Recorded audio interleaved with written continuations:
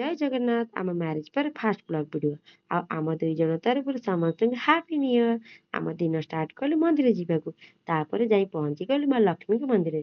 ମା ଲକ୍ଷ୍ମୀଙ୍କ ଆଗରେ ଆମ ଲାଇଫ ସାରା କେମିତି ଜୀବନ ଭଲ କଟୁ, ଆମ ଫ୍ୟାମିଲି କେମିତି ଭଲରେ ରୁହନ୍ତୁ, ମୁଣ୍ଡିଆ ମାରି ଘରକୁ ପଳେଇ ଆଇଲୁ।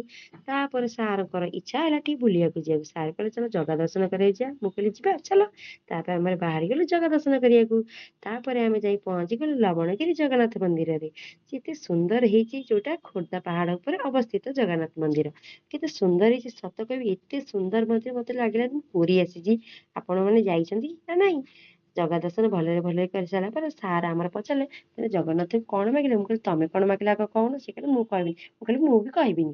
ତାପରେ ମୁଁ ଟିକେ ଫୁଲେଇ ଟିକେ, ଆଉ ଯଦି ମୋ ସିଙ୍ଗିଲ ଭିଡିଓ ଯଦି ନହବ କଣ ହଉଛି, ମୁଁ ଟିକେ ଘିରି ଘିରି ହେଇକି ଭିଡିଓ ଟିକେ ବନେଇ ଦେଇକି ମୋର ତାପରେ ମନେ ପଡିଲା ହେଇ ଚାଲ ଚାଲ ଇଭିନିଂ ହେଇଗଲାଣି।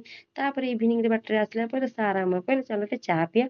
ହଉ ଦେଖ ଚା ଦୋକାନ ଦେଖିକି ରଖ ଗୋଟେ। ଚା ଦୋକାନ ରଖିକି ସାର୍ ଆମର ବଢେଇ ଦେଲେ ହାତକୁ ଟିକେ ଚାହା। ଚାହା ଟିକେ ପିଇ ଦେଇକି କି ଶାନ୍ତି।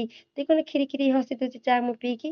ତାପରେ ଚାହା ବିସ୍କୁଟ ନହେଲେ କଣ ଚଳୁଛି, ବିସ୍କୁଟ ଟିକେ ଖାଇଦେଇ ଆମ ସାରଙ୍କର ଇଚ୍ଛା ହେଲା ମଟର ସୁପ୍ ପିଇବାକୁ। ଗରମ ଗରମ ମଟର ସୁପ୍ ପିଇବାକୁ କି ଇଚ୍ଛା। ଶୀତ ପାଗକୁ ମଟର ସୁପ୍ କି ଆହା କି ଆନନ୍ଦ। ତାପରେ ଆମେ ବାହାରିଗଲୁ ଘରକୁ। ଆଉ ଆମ ଦିନଟା ଏମିତି କଟିଲା। ଆପଣମାନଙ୍କ ଦିନ କେମିତି କଟିଲା କମେଣ୍ଟ ମଧ୍ୟ ଜଣେ।